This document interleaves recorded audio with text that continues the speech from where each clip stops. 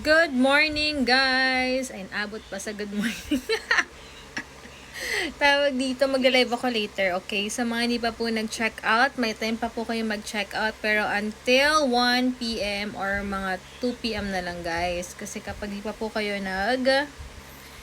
check out, automatic relive po ha guys. Ganun po tayo. Pasensya na po talaga sa mga hindi po or nakaka-cancel po yung mga order nila kahit nag-check out kasi minsan mawala pong screenshots, and ang goal ko po kasi talaga ngayon ay twice a day na po ako magla-live. So kapag nag-live po ako ng 1 p.m., kailangan mag-check out na po kayo kasi kapag hindi po automatic, i-relive ko po yun sa gabi. So, twice a day na po ako magla-live. Or kapag naman di ako nakapag-live ng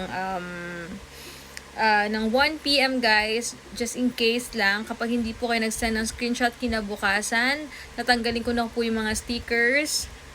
And automatic relive na po yun. Sana maintindihan nyo guys kasi napakatagal po talaga ng payout ng TikTok. Sobrang talagang matutulog muna yung puhunan mo for 7 days. Imagine nyo kapag malakas po yung galaw ng item nyo, kailangan po talaga ng puhunan guys. So sana maintindihan nyo, wag po kayong magalit at alam nyo naman po yung pinagdadaanan ko. Sa mga hindi pa po nakakaalam ng pinagdaanan ko guys, bakit ang bilis-bilis ko mag-relive guys? Dahil po na brain surgery yung husband ko. And medyo mahal po yung maintenance niya guys. Okay? At marami pa po tayong bills. Yun lang guys. And sana maintindihan niyo po. Huwag po kayong magalit sa akin.